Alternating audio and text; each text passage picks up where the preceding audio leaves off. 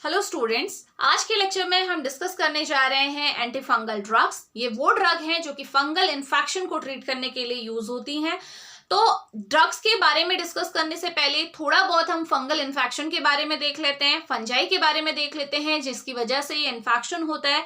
तो चलिए स्टार्ट करते हैं। तो फंजाई आपके एक माइक्रो ऑर्गेनिज्म है, लाइक बैक्टीरिया, वायरस। फंजाई भी एक माइक्रो ऑर्गेनिज्म है जिसकी वजह से ये इन्फेक्शन होते हैं। ठीक है, फंजाई अगर आप दूसरे ऑर्गेनिज्म से, चाहे आप बैक्टीरिया की बात करें, वायरस की बात करें, उनके अलग आप देखोगे कि इनकी जो आपका स्ट्रक्चर है वो बहुत ज्यादा क्या है, आपका कॉम्प्लेक्स स्ट्रक्चर है अगर आप इनसे कंपेयर करते हैं इन्हें। ठीक है, इनकी जो सेल वॉल होती है उसके कंपोनेंट अलग हैं। अगर बैक्टीरिया से कंपेयर करोगे तो इसकी सेल वॉल के कंपोनेंट अलग हैं, जो अभी हम डिस्कस करेंगे।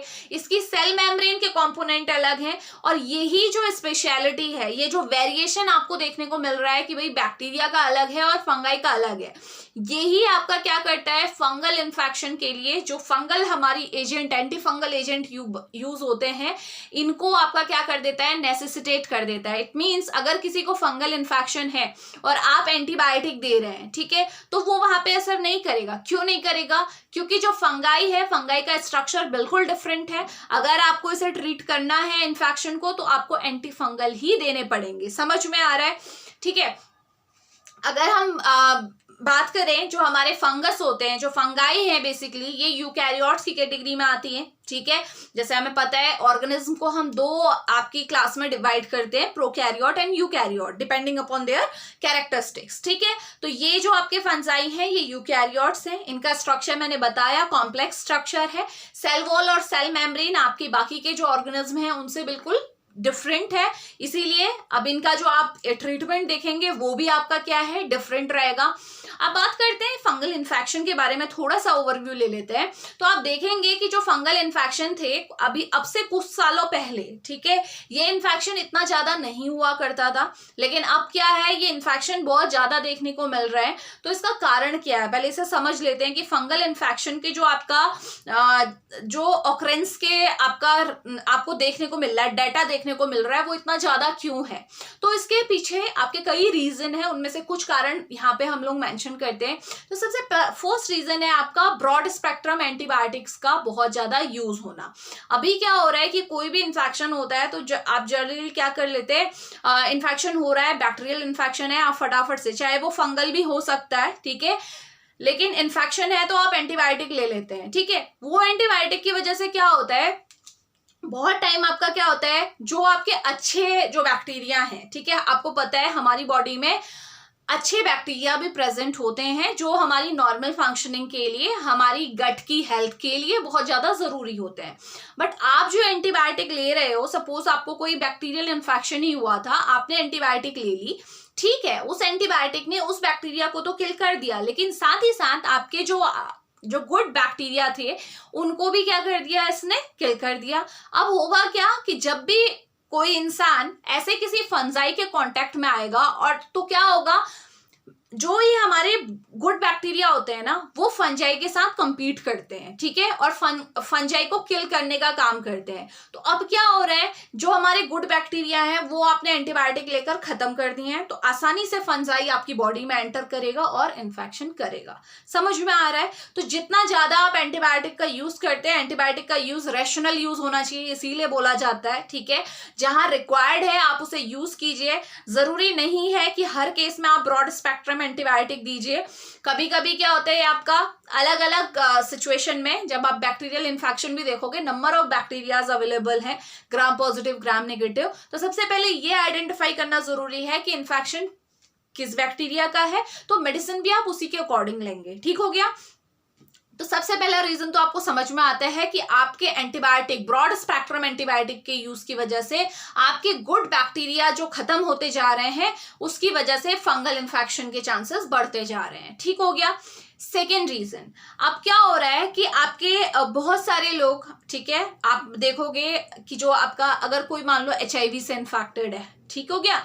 या फिर कोई इम्यूनोसप्रेसेंट ले रहा है due to some auto immune disorder, या फिर आपका ग्राफ्ट की वजह से हो सकता है कि किसी को कुछ ट्रांसप्लांट किया हो, किडनी लीवर ट्रांसप्लांट हुआ हो, तो आपको पता है वहां पे पर्सन को इम्यूनोसप्रेसेंट लेना पड़ता है, क्योंकि हम नहीं चाहते हैं कि हमारी खुद की इम्यूनिटी उस ग्राफ्ट के अगेंस्ट रिएक्शन देने लगे। सपोज किसी इंसान को लीवर ट्रांसप्लांट हुआ है, तो हम कभी नहीं चाहेंगे कि हमारी जो उस इंसान की बॉडी है उस लीवर को रिजेक्ट कर दे, है ना। तो इसीलिए हम क्या करते हैं, जिसका भी ऐसा ट्रांसप्लांटेशन की सर्जरी हुई होती है उसे इम्यूनोसप्रेसेंट दिए जाते हैं।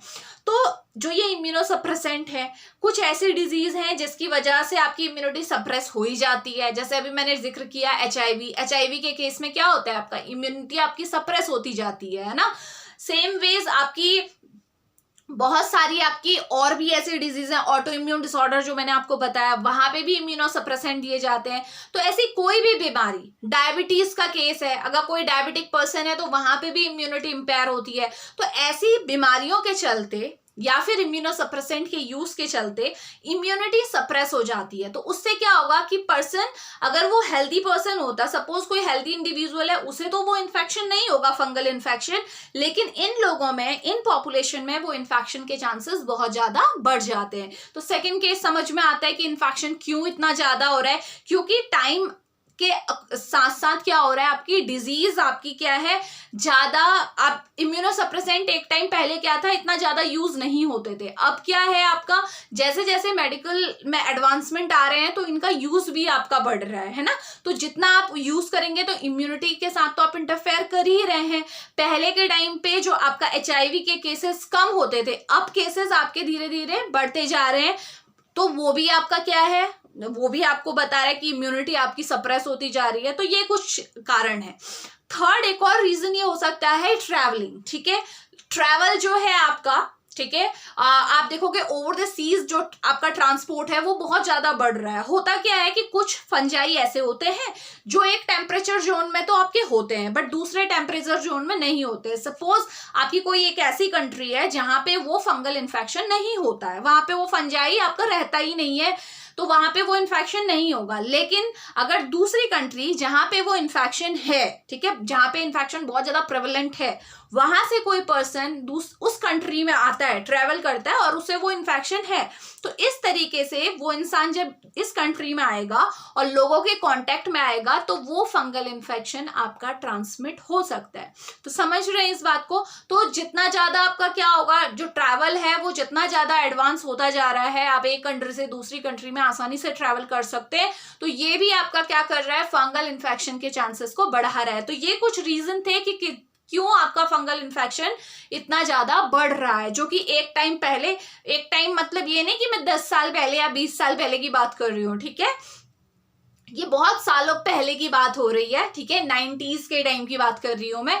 तो वहां पे आप जब देखते हैं, ठीक है, वहां पे क्या था आपका फंगल इन्फेक्शन, मैं ये नहीं कह रही नहीं होते थे लेकिन इतना ज्यादा नहीं होते थे, और बढ़ने का रीजन मैंने आपके सामने दे दिया।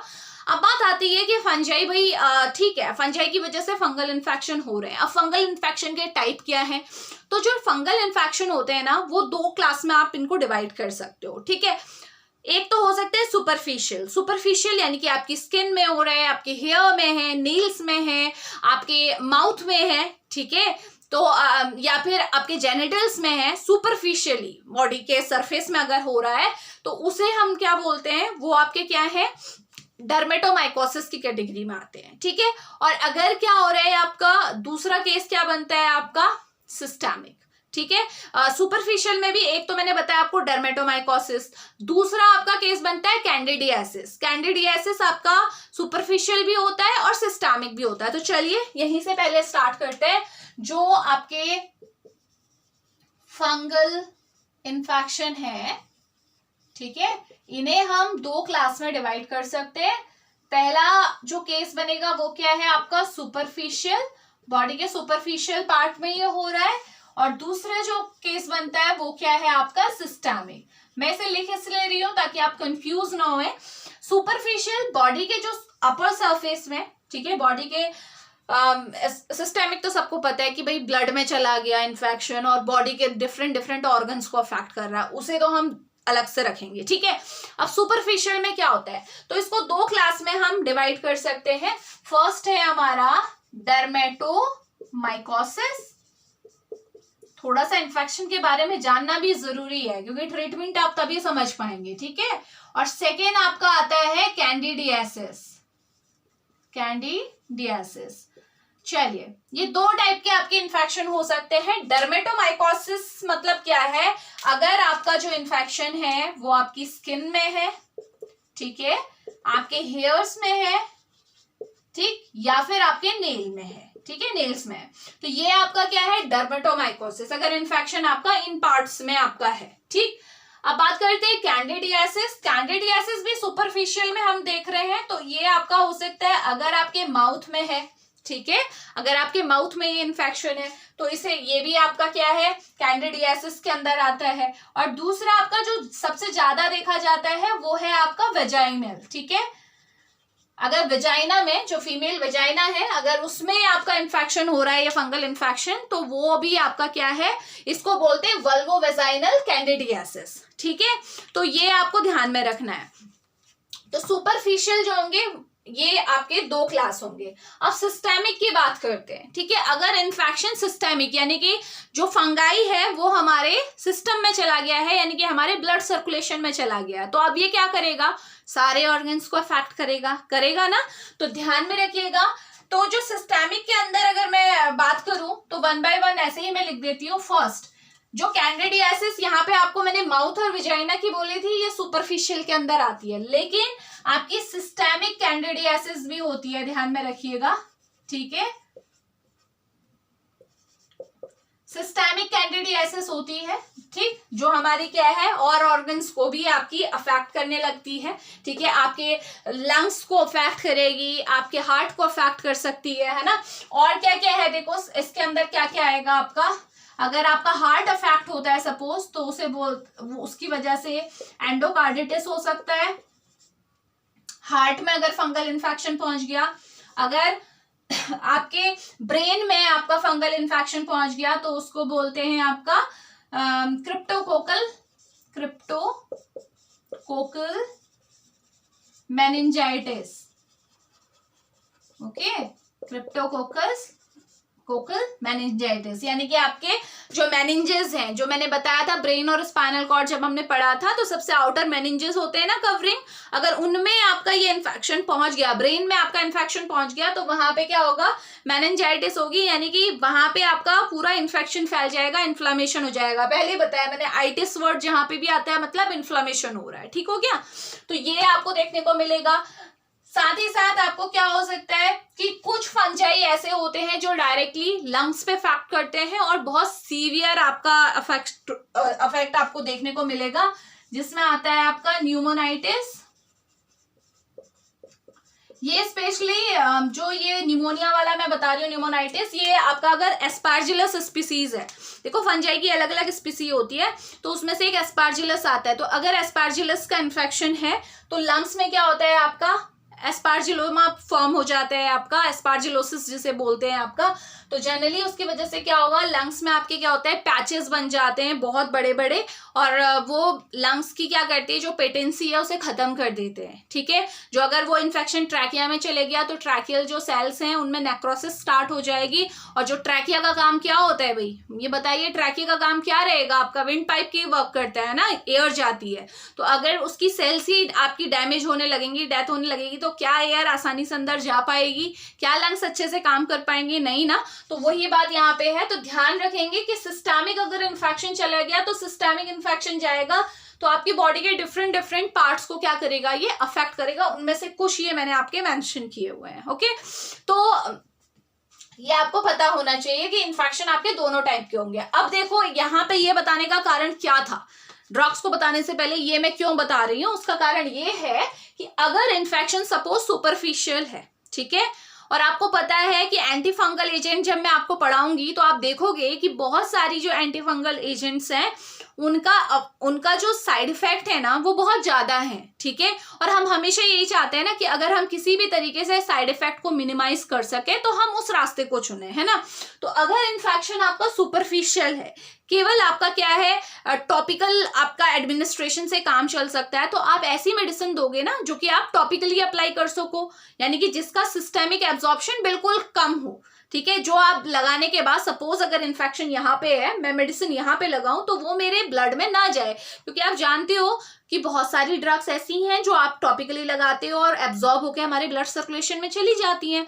तो हम ऐसी ड्रग्स देंगे जो हमारे ब्लड सर्कुलेशन में जिनका एब्जॉर्प्शन बिल्कुल नाम मात्र का हो ना हो, ठीक है। तो अगर सुपरफिशियल इन्फेक्शन है तो आप ऐसी ही ड्रग्स को यूज करेंगे, जैसे कि जिसमें आती है आपकी, जैसे निस्टैटिन है, अभी मैं आगे आपको पॉलिन्स की कैटेगरी में ड्रग आती है।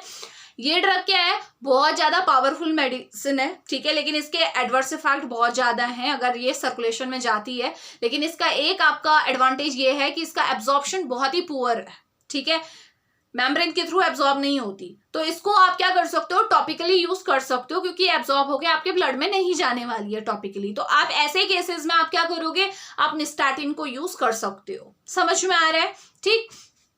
वैसे ही आपका अगर जरूरत है सिस्टेमिक की, यानी कि अगर इन्फेक्शन आपके ब्लड में जा चुका है, अगर फंगस आपके ब्लड में जा चुका है, फंजाई, तो अब क्या आपका एम होना चाहिए कि भाई आपकी ऐसी मेडिसिन हो जो सर्कुलेशन में जाए और अपना इफेक्ट दिखाए, है ना। तो तब उस केस में आप क्या करोगे, वो मेडिसिन यूज करोगे जो सर्कुलेशन में जाती है, ना कि वो जिसका एब्जॉर्प्शन ना होता हो। तो ये बात भी आपको दिमाग में रखनी है, ठीक है। तो अभी तक हमने क्या देखा कि भाई जो हमारा फंजाई है उसके बारे में थोड़ा हम समझे, ठीक है। फंगल इन्फेक्शन को जाना कि कितने टाइप के हो सकते हैं। इसके अलावा भी जो सिस्टेमिक में है, मैंने कुछ आपके यहाँ पे जिक्र नहीं किए, जैसे ब्लास्टोमाइकोसिस है, ठीक है, हिस्टोप्लाज्मोसिस है, कॉकिडियोमाइकोसिस है। ये भी आपके क्या है, टाइप ऑफ फंगल इन्फेक्शन है, सिस्टेमिक है, ठीक है। और इसमें बेसिकली क्या होता है, आपकी स्किन होती है, आपके लंग्स हैं, आपका बोन्स हैं, ये सारे क्या होते हैं, इन्वॉल्व होते हैं, ठीक है। ये आपको केवल ओवरऑल एक मैं आइडिया दे रही हूँ कि इतने टाइप के आपके इन्फेक्शन हो सकते हैं। अलग अलग स्पीसीज अलग अलग टाइप के इन्फेक्शन कॉज करती है। समझ में आ रहा है, ठीक है। तो अब बात ये आ रही है, ये सब चीजें हम यहाँ पे पढ़ चुके हैं। मैंने एक बात आपको स्टार्टिंग में बोली थी कि फंजाई का जो स्ट्रक्चर है वो दूसरे माइक्रो ऑर्गेनिज्म के स्ट्रक्चर से अलग है, इसीलिए अगर किसी को फंगल इन्फेक्शन हुआ है तो उसे एंटी फंगल ड्रग ही दी जानी चाहिए, है ना। तो इसकी स्पेशलिटी क्या है वो अब हम देखेंगे कि जो अगर किसी को फंगल इन्फेक्शन हुआ है तो भाई उसमें क्या आपको स्पेशल देखने को मिलेगा, ठीक है। तो चलिए, सबसे पहले हम थोड़ा सा फंगस के स्ट्रक्चर के बारे में देख लेते हैं और फिर हम और डीप में जाएंगे कि और क्या क्या हो सकता है, ठीक।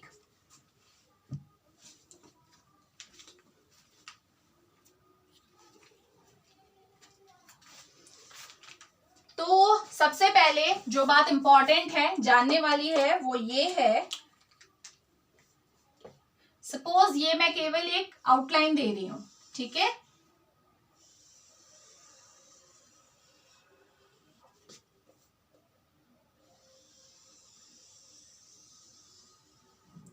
ये कोई फंगस है, ठीक है, फंजाई, ठीक। ये इसकी सेल वॉल है, अभी इसको ओपन करके देखेंगे, ठीक है, इसमें क्या स्पेशलिटी है। ये इसकी सेल मेम्ब्रेन है, ठीक। इसके अंदर क्या होगा, न्यूक्लियस होगा ऑब्वियसली, और न्यूक्लियस के अंदर क्या होता है,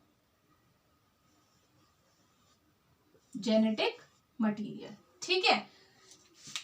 चलिए, सबसे पहले बात करते हैं इसकी सेल वॉल की, ठीक है। अगर मैं सेल वॉल को ओपन करके देखूं तो सेल वॉल कैसी दिखती है ये आपको मैं दिखा दूं। जो फंजाई की सेल वॉल है इसे हम ओपन करके देखते हैं। तो सेल वॉल में आपको क्या दिखेंगे, डिफरेंट डिफरेंट कंपोनेंट देखने को मिलेंगे। इस बात को ध्यान रखिएगा किस तरीके के कंपोनेंट होंगे। अगर ये सपोज सेल वॉल है तो इस तरीके से ये स्ट्रक्चर्स आपको दिखेंगे। ये स्ट्रक्चर क्या है ये अभी मैं बताती हूँ आपको।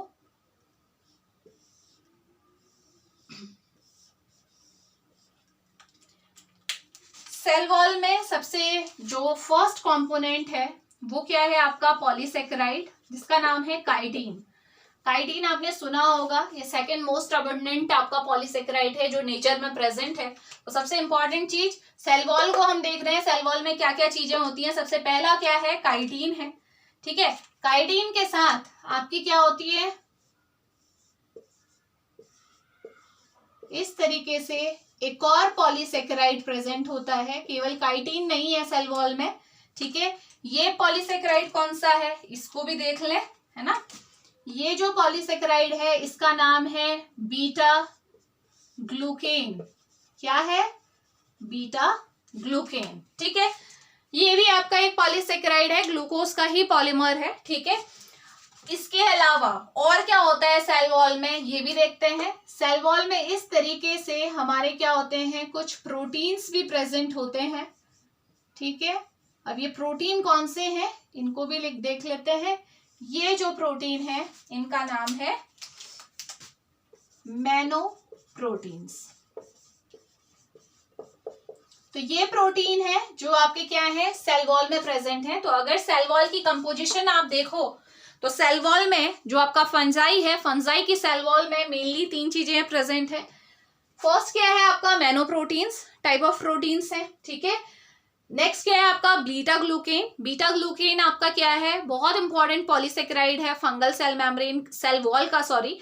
और यही आपका क्या है, जो एक स्पेशल कैटेगरी ऑफ ड्रग है, एंटी फंगल ड्रग, उसका टारगेट है। क्योंकि अगर ये बीटा ग्लूकेन नहीं होगा ना, बीटा ग्लूकेन क्या करता है, सेल वॉल में क्रॉस लिंक क्रिएट करता है, ठीक है। और ये बहुत इंपॉर्टेंट है क्रॉस लिंकिंग के लिए। विदाउट क्रॉस लिंकिंग जो सेल वॉल की इंटीग्रिटी है वो ऐसी नहीं रहेगी, सेल वॉल आसानी से टूट जाएगी, फ्रेजाइल हो जाएगी, समझ में आ रहा है। तो ये बीटा ग्लूकेन क्या है आपका, बता दिया मैंने, पॉलीसेकेराइड है। काइटिन अगेन ये भी पॉलीसेकेराइड है, ये भी ग्लूकोज का ही आपका पॉलीमर है, ठीक है। जो क्या होता है आपका प्रोटीन से आपका बेसिकली रिलेटेड होता है, ठीक है। एनएसाइल ग्लूकोसामीन इसका मेन स्ट्रक्चरल कंपोनेंट है। तो ये रही आपकी cell wall, fungal cell wall. I think आपको समझ में आ जानी चाहिए कि किस किस चीज से मिलके बनी हुई है, ठीक है। और आपने देखा होगा बैक्टीरियल सेल वॉल में ये प्रेजेंट नहीं होता है। बैक्टीरियल सेल वॉल किसकी बनी होती है, पेप्टाइडोग्लाइकेन, है ना। तो चलिए अब नेक्स्ट बात करते हैं इसकी सेल मेम्ब्रेन की। तो इसकी सेल मेम्ब्रेन की क्या स्पेशलिटी है ये भी हम देख लेते हैं, कि जो ये सेल मेम्ब्रेन आपको देखने को मिल रही है, ठीक है, ये किस तरीके की है, देखो सेम जैसे हमारी सेल मेम्ब्रेन होती है, ठीक है। कैसी होती है हमारी भाई, फॉस्फोलिपिड की बाइलेयर होती है ना, फॉस्फोलिपिड की बाइलेयर इसकी मेम्ब्रेन भी होती है। लेकिन इसमें क्या होता है हमारा, जैसे हमारी सेल मेम्ब्रेन में आपका क्या प्रेजेंट होता है, कोलेस्ट्रॉल प्रेजेंट होता है ना, वैसे ही इसकी सेल वॉल में कोलेस्ट्रॉल तो नहीं होता है सेल मेम्ब्रेन में, लेकिन कोलेस्ट्रॉल की जगह इसमें स्पेशल टाइप का स्टेरॉल प्रेजेंट होता है, जिसका नाम क्या है, ये कौन सा स्टेरॉल है, इसका नाम है एर्गोस्टेरॉल। आई होप आपको ये समझ में आ चुका होगा कि सेल मेम्ब्रेन आपकी कैसे डिफरेंट है, अगर बैक्टीरिया से कंपेयर करो या फिर हमारी खुद की सेल मेम्ब्रेन से कंपेयर करो। जनरली जो सेल मेम्ब्रेन होती है सेम ऐसी ही होती है, फॉस्फोलिपिड की बाइलेयर ही है ये, जैसे हमारी सेल्स में होती है। लेकिन हमारी सेल मेम्ब्रेन में जो कोलेस्ट्रॉल होता है वो प्रेजेंट होता है ना, जो कि जो आपकी मेम्ब्रेन की इंटीग्रिटी को अगेन मेंटेन करता है। लेकिन यहाँ पे जो आपका स्टेरॉल है वो कोलेस्ट्रॉल की जगह क्या है, एर्गोस्ट्रॉल है, जो कि इसे एक क्या बना देता है, डिफरेंट आपका कैरेक्टरिस्टिक दे देता है, ठीक है। तो इस अगेन एर्गोस्ट्रॉल को यहाँ पे जिक्र क्यों हो रहा है, क्योंकि हमारी बहुत सारी एंटी फंगल एजेंट्स ऐसे हैं जो कि इसी को टारगेट करते हैं। या तो जो एर्गोस्ट्रॉल बना है उसे खत्म करेंगे, कुछ उसमें आपका वेरिएशन लाने की कोशिश करेंगे, या फिर एर्गोस्ट्रॉल को बनने ही नहीं देंगे। तो देखेंगे, ठीक है, जैसे हमारी बॉडी में कोलेस्ट्रॉल बनता है वैसे ही सेम फंगाई के अंदर भी आपका ये एर्गोस्ट्रॉल फॉर्म होता है, ठीक है। तो इसको फॉर्म होने से रोकने के बहुत सारे तरीके हैं जो हम जिक्र करेंगे, क्योंकि वही आपके एंटी फंगल एजेंट्स का मेन टारगेट है। तो ये दो वेरिएशन आपने देखी कि किस तरीके से जो फंगाई है, फंजाई की सेल वॉल हमारी सेल वॉल या फिर बैक्टीरियल सेल वॉल से डिफरेंट होती है, या और कैसे उसकी सेल मेम्ब्रेन हमारी सेल मेम्ब्रेन से या फिर बैक्टीरियल सेल मेम्ब्रेन से डिफरेंट होती है, ठीक है। इसके अलावा जो आपका टारगेट रहेगा, इनसाइड टारगेट, वो बाकी सारे सेम रहेंगे। न्यूक्लियस के अंदर जैसे जेनेटिक मटेरियल हमारा है डीएनए आरएनए, वैसे ही इसमें भी प्रेजेंट होता है।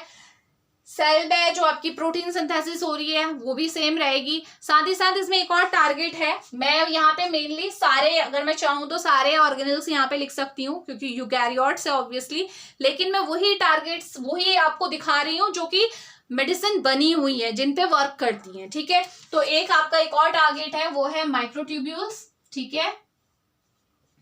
ये आपके जो माइक्रोट्यूब्यूल्स होते हैं ये भी आपके क्या हैं, टारगेट है ड्रग के।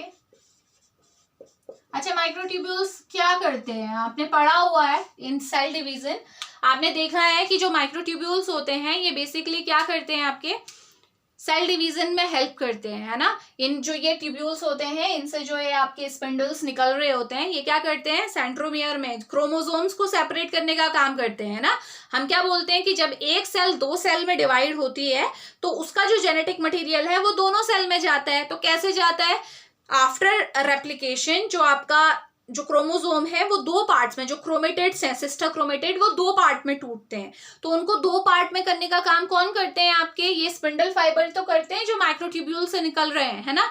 तो अगर ये माइक्रोट्यूब्यूल नहीं होगा तो क्या सेल डिवीजन हो पाएगा, एक सेल से दो सेल बन पाएंगी, क्योंकि जेनेटिक मटेरियल सेपरेट ही नहीं हो रहा है ना। विदाउट सेपरेशन जब ये प्रोफेज एनाफेज वाली पूरा जाता है आपका, तो अगर ये हो ही नहीं रहा है तो फाइनली जो साइटोकाइनेसिस हो रही है, आपकी सेल डिवीजन हो रहा है, वो कैसे होगा, नहीं होगा ना।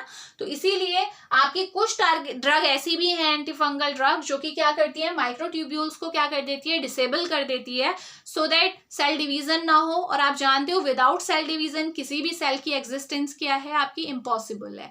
तो जो फंगाई है वो क्या हो जाएगा, आपका डेड हो जाएगा, ठीक हो गया। तो ये कुछ आपको इंपॉर्टेंट बातें हैं जो आपकी फंगाई के कैरेक्टरिस्टिक्स से रिलेटेड आपको पता होनी चाहिए, क्योंकि अब जो हम नेक्स्ट पार्ट में जो हम ड्रग्स डिस्कस करने जा रहे हैं वो इन्हीं सब पे काम करेंगी। तो यहीं से आगे हम कंटिन्यू करेंगे in the next lecture. Okay, thank you so much.